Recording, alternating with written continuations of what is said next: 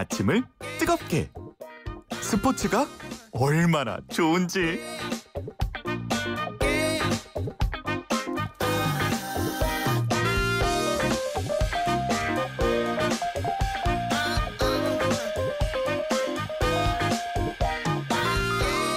네, 매일 아침 스포츠의 매력을 짧고 굵게 전해주는 코너, 스포츠가 얼마나 좋은지 YTN 스포츠부의 조은지 기자 나왔습니다. 안녕하십니까? 안녕하세요. 오늘 표정이 밝습니다. 네, 연일 제가 손비어 천가를 외치고 있는 것 같아서 손비어 사실 천가? 좀 머쓱하긴 한데 손비어 천가요? 어제 리버풀전 골에 이어서 또 손흥민 선수 소식입니다. 한 해 가장 아름다운 골을 넣은 선수에게 주는 피파 푸스카스상을 받았습니다. 아름다운 골이요? 어떤 골 떠오르세요? 아름다운 골. 이게 아름답다고 멋지다. 규정해버리니까 그 뭐 이를테면 스릴 있다 할 때는 몇 미터, 80 몇 미터나 70m 넘는 네. 질주해서 넣은 것이고 네. 이제 아름답다고 하면 또 이건 또 한 방에 넣는 골 아니겠습니까? 그냥 헐 보면 헐 하는 골한테 주는 거예요. 그렇죠? 어떻게 네. 들어갔지? 그런 거 네. 환상적인 골. 네. 예. 지난해 12월 말씀하신 프리미어리그 번리전에서 넣었던 예. 70m 질주 골입니다. 아 그래요? 수비수 6명을 제치고 넣은 환상적인 골인데 뭐 EPL 이달의 골, 올해의 골, 또 영국 BBC를 비롯해서 웬만한 매체에 올해의 골로 죄다 선정이 됐었는데 그래요. 예. 마침내 오늘 피파 푸스카스상으로 마침표를 찍었습니다. 푸스카스상. 네, 푸스카스라고 하면 옛날에 헝가리 축구 전설이죠. 예. 고 페렌츠 푸스카스 선수 이름을 딴 상인데 네. 대회 뭐 성별 국적 상관없이 그냥 1년 동안 축구 경기에서 나오는 가장 아름답고 멋진 골에 주는 상입니다. 그래요. 으쓱으쓱합니다. 네. 최종 후보 손흥민까지 3명이었는데 뭐 바르셀로나의 수아레스 선수 뒤꿈치 골. 뒤꿈치 골. 네, 힐킥인데도 회전 걸려서 정말 멋지게 들어갔고요. 네. 그다음에 또 플라멩고의 아라스카에타 선수의 오버헤드킥, 뭐 바이시클 킥 같기도 하고요. 정말 멋진 골이었는데 이걸 제치고 소니 선수가 1등을 했습니다. 네. 한국인으로 처음이고요. 아시아에서는 2016년 말레이시아 수브리 선수에 이어 두 번째 수상입니다. 네. 자, 우리 보통 뭐 피파 시상식 네. 하면은 우리 국내 뭐 스포츠도 마찬가지지만 멋지게 네. 양복 턱시도 딱 차려입고 네. 뭐 상도 받고 소감도 발표하지 않습니까? 네. 근데 코로나 때문에 그거 못할 것 같은데. 그게 2% 아쉽습니다. 예, 멋진 예. 무대에 정장 입고 올라서 좋은 추억 만들었으면 정말 좋았을 텐데 예. 스위스 취리 피파 본부에 정말 최소한의 인원만 모여서 진행을 했어요. 예. 후보랑 수상자들은 화상으로 연결했고요. 손흥민 선수 정말 떨리는 표정으로 보더라고요. 사실 미리 좀 얘기를 안 했나 싶기도 한데 그래요. 예. 어찌됐건 이제 되게 좋아하면서 소감이 공을 잡았을 때 패스할 곳이 없어서 드리블했다.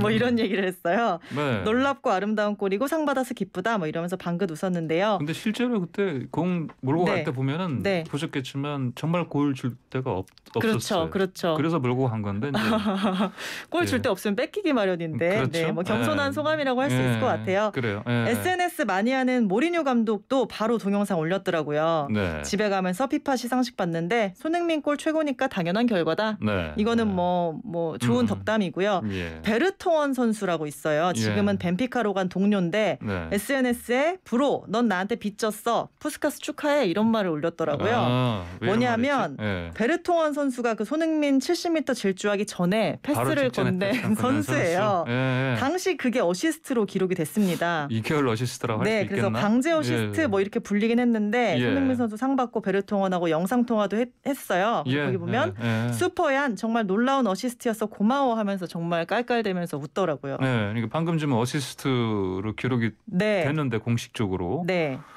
근데 아니 이런 상황 그 수비수 아까 말씀하신 것처럼 6명 제치고 네. 그 긴 거리를 가서 네. 아주 침착하게 또 그렇죠. 골을 집어넣었는데 이런 경우도 어시스트라고 네. 한다는 게 하더라고요. 예. 나라마다 뭐 이해합니다. 리그마다 어시스트 예. 규정이 조금씩 달라요. 네. K리그 같은 경우는 2명 이상 제치고 골 넣으면 패스한 선수는 도움 기록이 인정이 안 됩니다. 어시스트가 그래요. 아니에요. 예, 우리는 네, 스페인 프리메라 리가도 2번까지 폴터치를 해야 어시스트가 됩니다. 그러니까 네. 3번부터 하면 이제 어시스트가 아닌데 예. 이도 원래는 3회 이내에 볼터치를 해야 뭐 어시스트로 인정받는다 이런 조항이 있었는데 규정이 바뀌었습니다.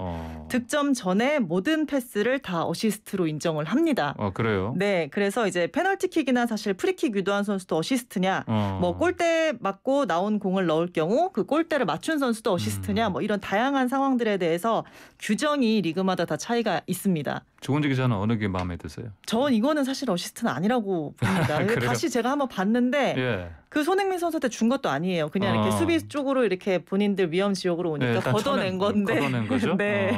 그래요? 네. 어이없는 어시스트. 네, 뭐 넉살이라고 예. 재밌게 보시면 될 것 같습니다. 저도 비슷한 의견입니다. 네. 자, 다른 소식도 짚어보죠. 아이스하키 협회장이 또 논란이라고 하네요. 네, 체육계 선거의 계절인데 예. 어제 대한 아이스하키 협회장에 최철원 M&M 대표가 당선이 됐습니다. 예. 최태원 SK 회장의 사촌 동생으로 딱 10년 전에 고용 승계해달라고 SK 본사 앞에서 시위했던 화물차 기사를 야구 방맹이로 폭행한 뒤 맷값이라며 2천만 원을 건넸던 그 주인공이에요. 관련 재판에서 1심은 징역 1년 6개월 실형이 나왔고 2심에서 집행유예가 나왔습니다. 이게 영화 베테랑의 소재로 굉장히 유명하죠. 어제 회장 당선 기사 제목 보니까 뭐 그 유명한 대사 어이가 없네 뭐 이런 없네. 게 많더라고요. 이른바 이제 문제 인물이 수장으로 옹립된 건데 공약 보니까 뭐 아이스하키 전용 시설 확충하겠다, 실업팀 창단하겠다 뭐 이런 수건 사업들 많이 내놨고요. 경기인들의 아무래도 압도적인 지지를 받을 수밖에 없지 않았나 이런 생각이 듭니다. 예, 뭐 그러면 이게 뭐 당선 되면 취임 되는 거예요? 대한체육회 이제 승인을 받아야 돼요. 네, 체육회 회원 종목 단체 이제 보면 임원의 결격 사유라는 규정이 있는데 사회적 무리를 일으킨 사람은 임원이 될 수 없다 이렇게 돼 있거든요. 아이스하키 협회는 법적 자문 받았는데 맥값 폭행은 문제 없다 뭐 이렇게 얘기를 해서 이제 회장으로 뽑기까지 한 겁니다. 근데 이제 체육회는 이걸 사회적 무리냐 이걸 판단을 해야 되는데 좀 난처한 표정이죠. 문체부 같은 경우도 체육회와 상의하겠다, 협의하겠다 얘기를 했고요. 저는 이제 당연히 이제 논란이 되는 건 맞고 경기인 입장도 일부 이해가 되는 측면도 있는 게 종목의 저변 확대나 성적의 기반이 사실 돈이잖아요. 그래서 이제 아무래도 모실 수밖에 없다 뭐 이런 입장인 건데 사실 대중의 정서나 상식과는 굉장히 동떨어진 측면이 분명히 있는 거라서 고민이 깊어질 수밖에 없을 것 같습니다. 자, 오늘 여기까지 듣겠습니다. 감사합니다. 감사합니다. 네, 지금까지 YTN 스포츠부 조은지 기자였습니다.